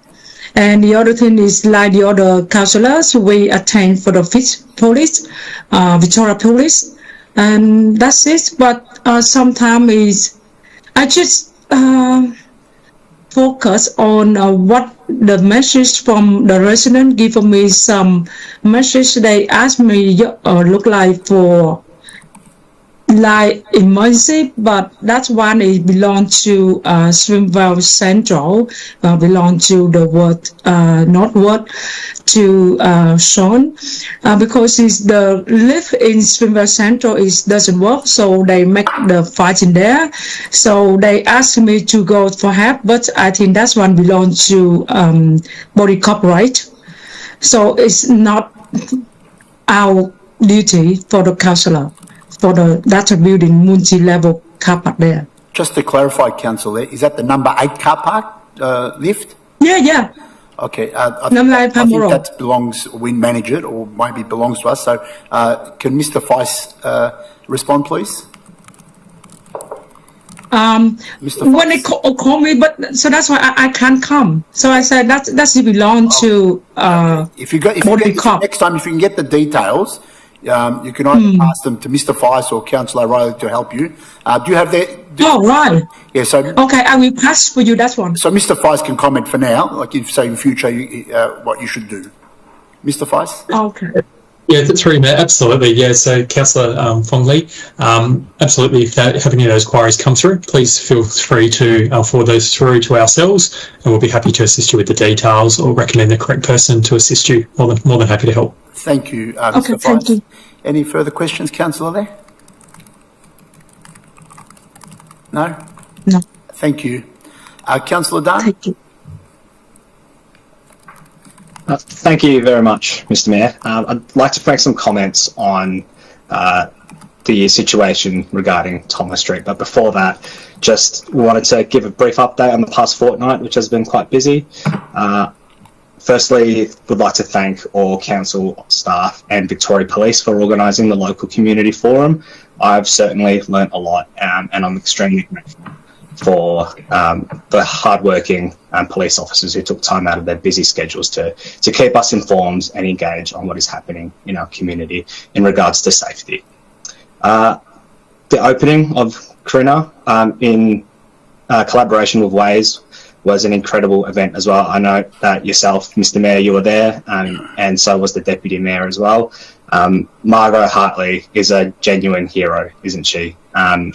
And it was just really inspiring how she was able to look at the resources available to her and use that to benefit so many families that will benefit from that housing project going forward. Thirdly, as well, I attended the Clean Up Australia Day event with Sembach. It was incredible to see so many volunteers in our local community get so involved and to see Burton Park so spotless afterwards as well. The International Women's Day event at Harmony Square with Seckle and Metro was incredible too. Discussions on empowering women through safe access to public transport. To be honest, that wasn't even something I thought about much before, so I've learnt a lot in attending that. And so often we take for granted our ability to get from one place to another, but for so many in our communities, it's incredibly difficult to simply meet up with friends and family or even to attend places of employment without that connection.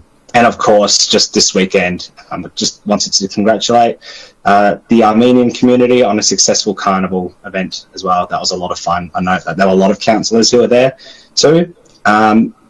And so just a couple of things as well. I just wanted to raise that I've been notified of some road safety concerns along Fintonia Road in my ward. I spoke to one specific constituent who has had his fence hit by hooning drivers quite a few times in the past already. I have sent through some correspondence for the responsible officer. I just wanted to ask if there's been an update into that. But if not, I'm happy to discuss further afterwards as well. Mr. Feist?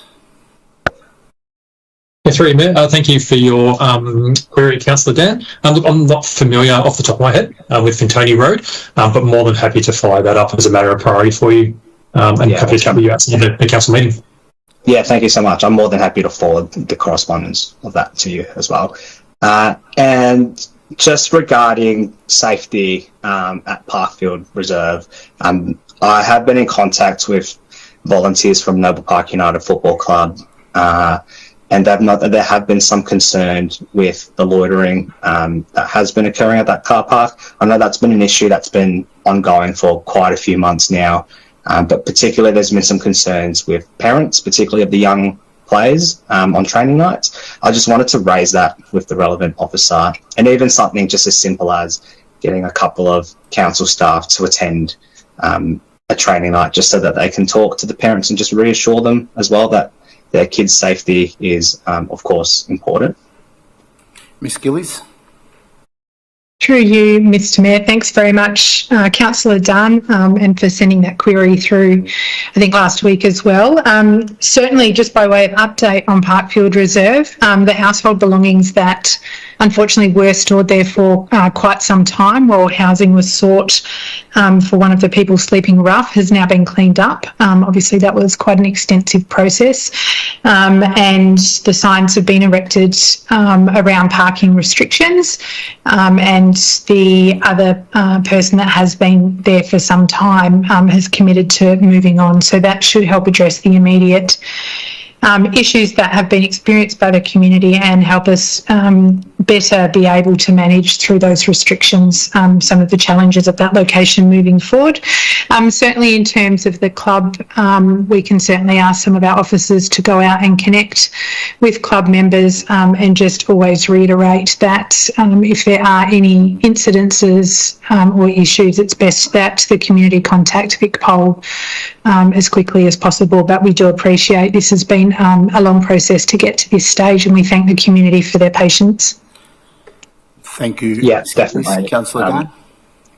Yeah, thank you so much for that. And again, I appreciate that this isn't an easy issue to resolve, but I also appreciate that this is a long and slow process, which is of course frustrating for many residents as well. Mr. Mayor, I'd just like to use up the remaining of my time just to address a couple of things that have been put up tonight at Council, and just broadly regarding Thomas Street, and of course, unfortunately, the divisions in our community at the moment, and using this also as an opportunity to respond to the many thoughtful, moving and emotional emails and phone calls that I've received over this issue. And of course, I thank my colleagues for affirming and endorsing the call for peace and calm in our community at this time. Look, the past month has been specifically difficult for many members of our community, particularly of those of Afghanistan background, of all ethnic backgrounds. And I do acknowledge that the phrase Afghan can be controversial, but I just want to reiterate that that is the common term, commonly known here in Australia as those people who come from the geographical place of Afghanistan. And I also acknowledge that the issue of the Thomas Street precinct here hasn't just suddenly risen from nowhere, but that there's a long and complex history behind all of this. There's a long history of hurt, hardship, and unfortunately in many cases, tragedy. And I think this is a really good time as ever to remind our community, including my colleagues on this council tonight, that we are stronger together, that we thrive, we grow, and that we prosper when we don't divide amongst ourselves in our wonderful communities here in Greater Dandenong. Mr. Mayor, unfortunately, I'm no stranger to experiencing and witnessing ethnic conflicts growing up here in our community, whether that was in the schoolyard or even now as a young adult, navigating the real world and balancing my responsibilities as an elected community leader in my own right. The world is a dark and complex place, and many innocent people, as we have seen, have been caught in the middle of tensions and a conflict that they didn't ask for no reason but either for the colour of their skin or their cultural background. I think it's an enormous credit to you, Mr. Mayor, that you convened that peace meeting with our community leaders late last month. And while I understand that the Thomas Street precinct is in the forefront of many people's minds tonight, and for especially those watching the live stream, I urge all councillors to also unite behind the values of the statement to promote peace and calm, because our job is to unite our community, not divide it. Different opinions are okay, but violence and threats of violence aren't. And I'm proud that Greater Dandenong is a melting pot of all cultures, which I call home. You know, I'm proud that there were community leaders in the past who have helped our Greek and Italian neighbours settle into our communities following the tragedies of war and conflicts decades and decades ago. I'm proud of the fact that this very community opened up their arms to refugees and boat people, including my own parents from Vietnam and Cambodia, and that these communities, regardless of whatever conflict that has happened back in the homeland, have united to create a vibrant community that we know today. I'm also proud that when refugees in Eastern Europe were looking for safety, our newly arrived community of Serbs, Croats, Bosnians, Albanians were brought together, not as adversaries, but as neighbours. I think that's really important to remember. And I'm proud of our Afghan community as well, of all ethnic backgrounds. They've worked hard to contribute to our communities, and they've showcased the entrepreneurial spirit through community and business life, as we clearly see in Thomas Street today. Our Afghan community, they belong here. They deserve to feel safe here without anyone, whether it is from people from this community or from this council, dividing them and not using them as a tool for personal or political self-promotion. They work hard to provide for their families, and in my experience, they're one of the most hospitable people in the world, because I cannot recall the number of times I've been at door knocking and I've been invited in by families to share a meal or just a hot cup of tea. This sense of community, I believe, is what makes us so strong, and people all over Melbourne come to Thomas Street for that hospitality. To finish up, I just wanted to quickly say that, whether you're of Pashtun background, Hazara, Tajik, Uzbek, whether your background is Vietnamese, Cambodian, Serbian, Irish, Greek, Italian, or you're a descendant of convicts, at the end of the day, we all have one thing in common, and it's that we're Australians, and that we're stronger together as one community. And so I thank everyone on this council who enthusiastically chose to endorse a fair and independent process, who chose to promote the voices of young women, men, young people, youth, and community leaders to be involved in this process, and most importantly, those who chose to endorse peace, calm and unity. Thank you very much. Thank you, Councillor Dunn. Councillor Milkovich. I think everyone said enough for tonight. I'll pass on the opportunity. Thank you, Mayor. Thank you, Councillor Milkovich.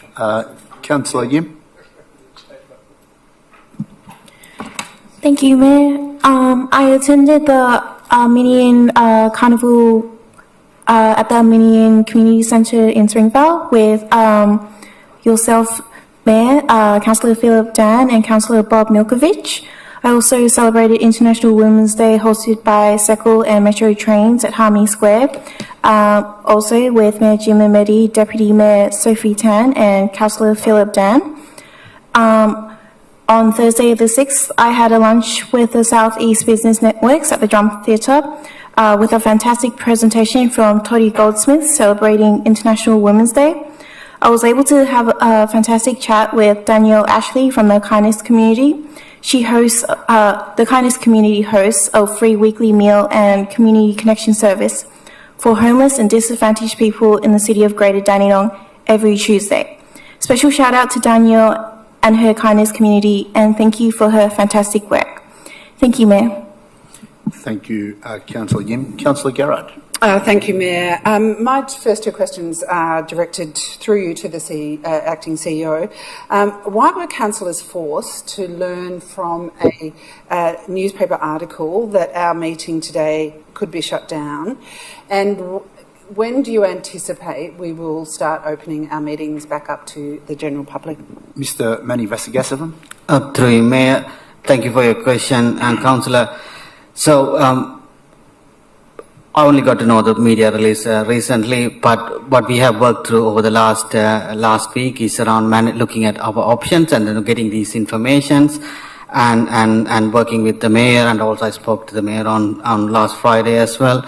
So working through that, and we only made that decision today lunchtime around closing this meeting to public, and also I informed the councillors after that. And our view is the next council meeting we'll reassess that, and then depending on the situation, but our preference is to have a committee in the chamber soon as possible.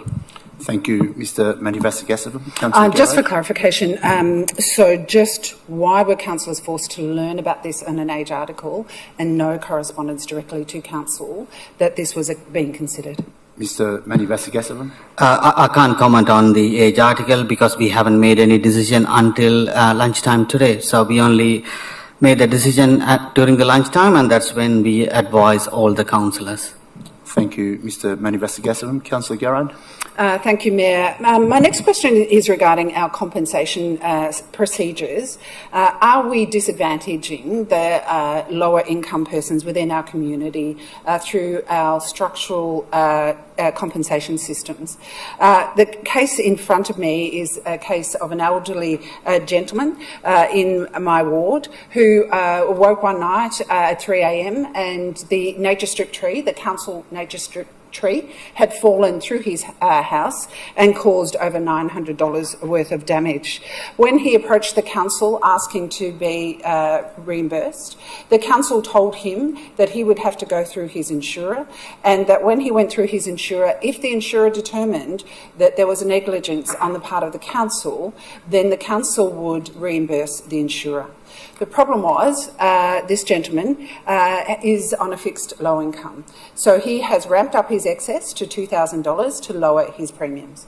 So $900 he cannot claim. He would have to pay anyway, and if he claimed, that is likely increase the cost of his premium. So he cannot claim insurance.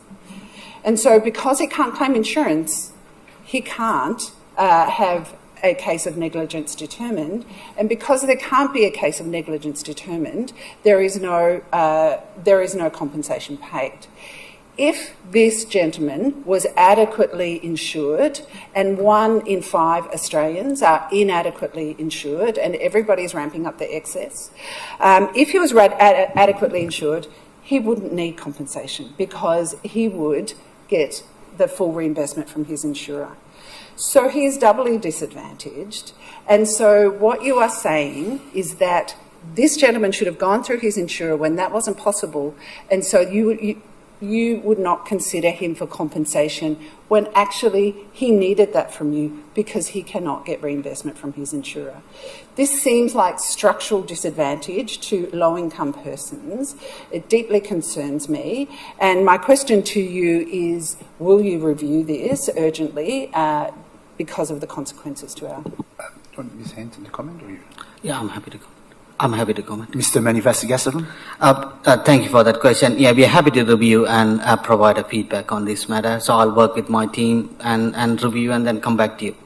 Thank you, Mr Manivasagasavam. Councillor Garrard. Thank you, Mayor. I'd just finally like to thank the Amadea community for a wonderful International Women's Day event where a number of women from different religions were invited to discuss issues around spirituality and came together, and it was a very rich and moving event. I'd also like to thank my daughter-in-law and son who gave me my second grandchild on International Women's Day. No pressure on her. Congratulations. Councillor Doe. Thank you. A lot of my residents have raised issues regarding road safety in my ward, similarly like to the other councillors today. I did have a one-on-one meeting with one of our senior executive officers regarding this to ensure we are across all your concerns. I also met up with the President and Secretary of the Southeastern Model Aircraft Club. They train on Sunday mornings between 9 and noon in Bangor, and I highly recommend checking them out, even if it's just to watch. They are a friendly group of hobbyists who welcome anyone and everyone. For those who missed out on the PSA Neighbourhood Policing Forum, I would like to invite you to attend the Greater Dandenong Neighbourhoods Watch's first public forum of the year in Noble Park on Wednesday, the 26th of March from 7 p.m.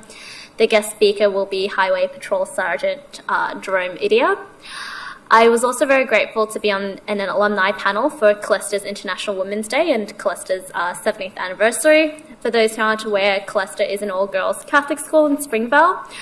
And it was truly an amazing opportunity for myself to go back to where I studied and to where my mother studied to discuss how I've seen the change for women and how young women and young women of colour in particular can pioneer and accelerate change in our everyday actions, including getting involved with politics, even at a local government level.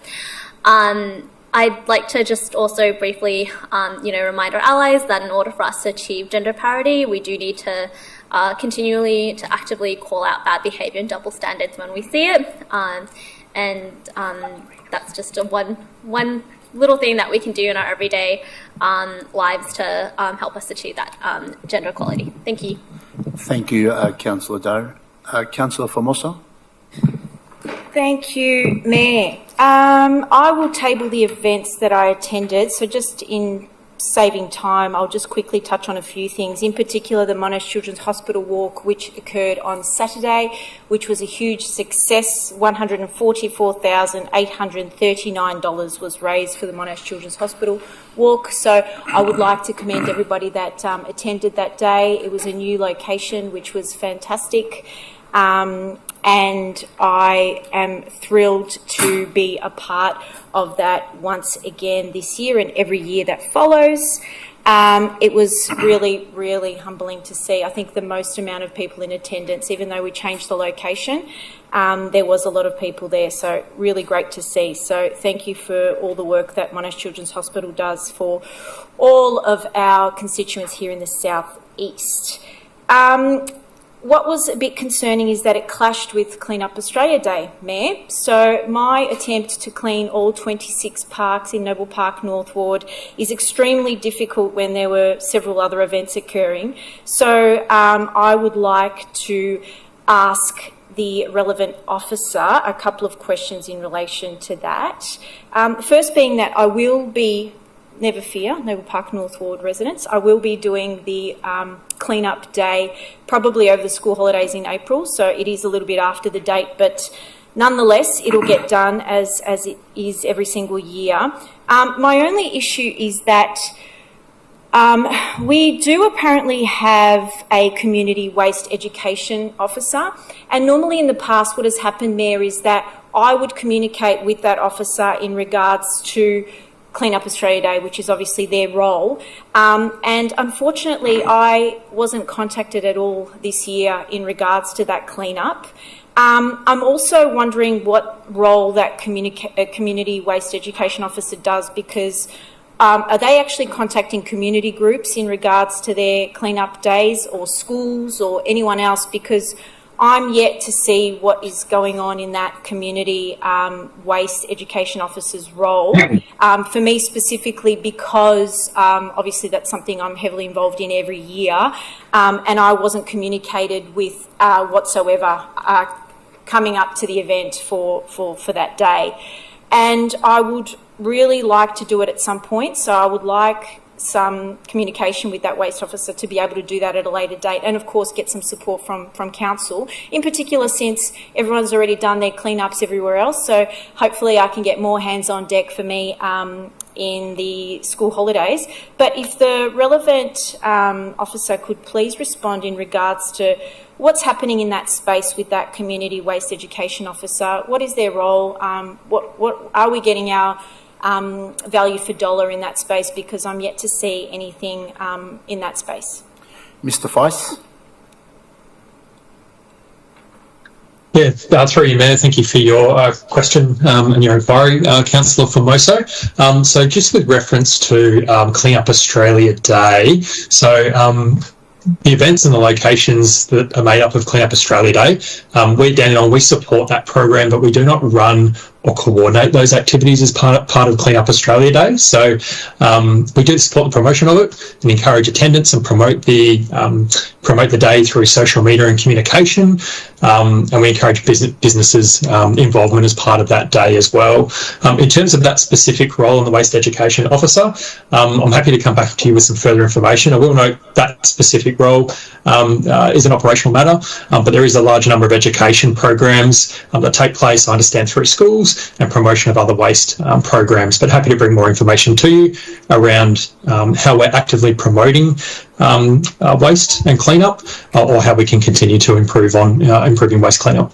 Thank you. Thank you, Mr. Feiss. Councillor Formoso. Yeah, thanks, Mr. Feiss. Fully aware of that, so thank you. However, just due to the nature of the amount of parks that I do clean each year for my ward, I have had minimal support, and the fact that I've had none this year was really disappointing, even though I'd flagged it last year that I wanted to promote it a little bit better this year. So to receive no communication is what's in question here.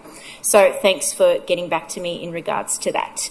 Also, I just wanted to discuss that, International Women's Day was on Saturday the 8th of March, something that we celebrate very well in my family, something that my mother instilled in me from a very young age. So this year's theme is collectively we can accelerate action for gender equality. Step forward in solidarity for International Women's Day on March 8th. So I really hope that women across the globe, and obviously men as well, did actually take part in Women's Day, International Women's Day in some capacity. I know that there were several events, but I just hope that people are celebrating and championing women not only on that day, but every day of the year. It says that the current rate of progress that it will take until 2158, which is roughly 5 generations from now, to reach full gender parity, according to data from the World Economic Forum. That's just not good enough. So I really, really encourage that we focus on the need to accelerate action and emphasise the importance of taking swift and decisive steps. So that's from me. But in regards to that, Mayor, I often get asked what drives you to run for council? What drives you to be able to do it in terms of this role, plus being a full-time teacher, plus being an SES volunteer, plus being a mother of young children? And I tell you what drives me: outcomes. And it is just delightful and absolutely amazing to know that I'm able to deliver an outcome that I initially ran for council for, which is the Stud Road crossing. Just recently, $250 million from federal funding has been allocated to Victorian road safety projects, one of which will be Stud Road, safe pedestrian crossing at McPhee's Road, Mayor. This will mean around $6.2 million in addition to the committed state funding already promised in last year's state budget announcement. Means that this project will be forwarded. So rather than waiting for it to be delivered in stages, Mayor, this project is starting May of this year, which could mean that it would be completed next year. I am absolutely delighted to know that I'm actually achieving the outcome that I set to achieve when I first signed up for this job and this role. So I would like to say to all the young women, all the people that have asked me why I do what I do, this is a perfect example, and this is just highlights what one person's actions and motivation and drive can deliver, alongside obviously state and federal government and council level, listening to not only, you know, people's concerns, but obviously relating that to actions that have occurred. So I'm hoping that that will now mean that will happen sooner rather than later. So if you could just get some clarity in terms of what's going on with that, how is that going to work for council's plans to deliver that with the Vic Roads? And if we can also send a letter to thank Senator Honourable Anthony Chisholm and the federal government for this incredible and imperative initiative. So if I could ask you to do that for me, Mayor, that would be greatly appreciated. And that's all from me. Thank you. I'm more than happy to do that, Councillor Formosa, and that was great news that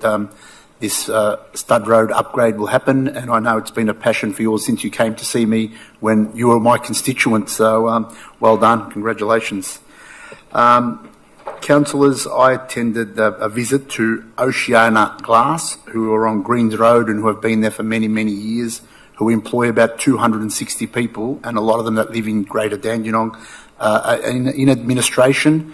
And unfortunately, the news I've been hearing since that visit, they're laying off people, and it looks like it's going to close down, and it's going to probably never produce glass like that ever again in Australia. So really concerning that the workers at Oceana Glass might be all get terminated, and Oceana will close down by the looks of things. So very disappointing to hear and see that on my visit. I also visited the SMRC last week, where our old council municipal building are. They do lots of work, and they've been in the centre of Dandenong for over nearly maybe 3 decades now, helping our migrants. But they're looking at expanding, and I was happy to listen what they had to say and what they want in the future. So we as council work very closely with SMRC, and it was great to visit them. I also had a visit from the State Member for Clarinda, Mr. Ming Hing Tak. I also had a meeting with the Tajik community. I also officially opened the new Hoban Distribution Development Centre. There's a lot of openings actually in the last fortnight. So Hoban is a company that's from Sydney, has also now relocated to Melbourne, which is in our Dandenong South Precinct. As everyone spoke very highly of our VicPol Neighbourhood Policy Forum, I think we had about 50 residents come. The police were so professional in the way they presented and also answered questions. So I thank all the councillors and council staff who also participated as well. And well done to the VicPol who are absolutely fantastic, and everybody that I spoke to, really felt that they really were concerned and cared and answered all the questions truthfully. So it was great to be part of that as well. I attended the AIII Holy Festival of Colours at Dandenong Park. Unfortunately, they didn't have as many people as they normally have in the past. I think there was many festivals on at the same day in Casey, in Cardinia, so even in Dandenong. But the AIII have been around for a long time, and hopefully they bounce back, and next year they have a bigger crowd visit them as well. Club Noble, 50-year anniversary, which is a fantastic organisation. The Noble Park Football Club, Noble Park Cricket Club and Bowls do a fantastic, huge work in our community, and we help them celebrate their 50th anniversary. Carinya, which opened on Tuesday, which will be managed by WACE, as Deputy Mayor Tan said, and Councillor Dan. Our wonderful Margot Hartley, who is one of our living treasures, came to me approximately, I think about 2022, I think it might have been, and said she had a vision to support women in domestic violence with children and how she could do that. She needed some land, and how could we make that happen for her then to build those units with her own funds. And the property will always be owned by the council. So the money that Margot Hartley has put up will eventually be owned by council, but I think we've got a 30-year lease with WACE who will manage that project, and I hope it can continue for 100 years, because I think everybody you speak to in our community was so impressed what Margot Hartley done with her own money to support women of domestic violence. And as we heard, 4 women and 11 children have now moved into those units, and Margot is a living treasure. Over the years that I've known her, she supports Dandenong Primary School with breakfast for the kids in the mornings. She has brand new day in Dandenong in Foster Street East, which is she's purchased the property and staffs the people there at Brand New Day with her own funding. I'm not sure what we'd be do without a Margot Hartley. So thank you, Margot Hartley. You are genuinely a living treasure, and everybody in our community just loves you. Keep on doing what you do and inspire others, I think. Thank you very much. I also attended the Deakin Iftar dinner, also attended the Audit and Risk Committee meeting with Councillor Garrard, also attended the International Women's Day South East Community Links, which is SECL, with Metro Trains in Harmony Square, which was wonderful to hear a lady that's come from overseas who doesn't speak much English tell her story through a translator, how important that the public transport is for her and how easy it is to move around. Without the public transport that we have, she wouldn't be able to do what she does. And also, it's great to inspire women in our community, not just for that day, but all throughout the year. We all have mothers, we all might have wives or sisters or daughters. So women play a very important role, especially in my family. I'm surrounded with them.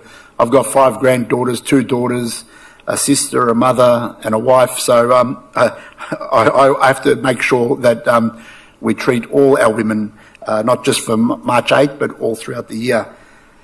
Also, I attended the GC AA Health Home Care Service Centre, which I opened in Springvale, right in the centre of Springvale, near the train station, who support the elderly people in our community.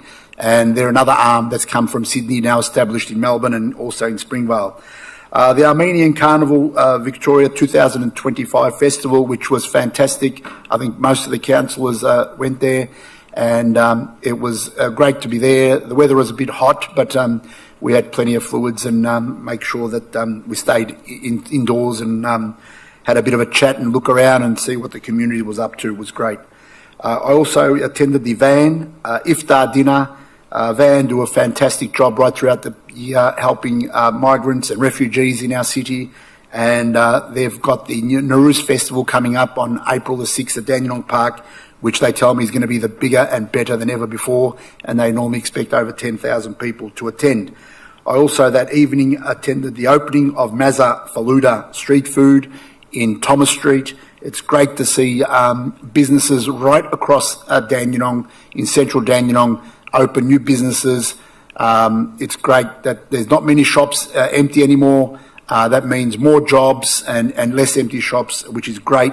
And we just got to build on this, whether it be Langorn Street, Scott Street, Thomas Street, Lonsdale Street, Webster Street. It's all happening, and it's great to be in Greater Dandenong at the moment if you're a business person, because people are coming from very, very far distances to see what our multicultural community can offer.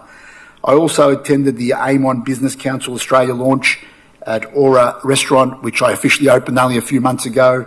The business is helping multicultural small businesses to making sure that they're connected to the right business, and it's great to have that support. Aim On Business Council Australia launch in Dandenong. That's all I have to report, councillors, and I have the acting CEO, Mr Manivasagasavam, who has tabled the questions that were taken on notice at the last council meeting. Thank you, Mr Manivasagasavam. Councillors, item 7, urgent business. Do we have any urgent business? If no, item 8, close of business. I declare the meeting closed at 8:59 p.m. Thank you very much and have a great evening.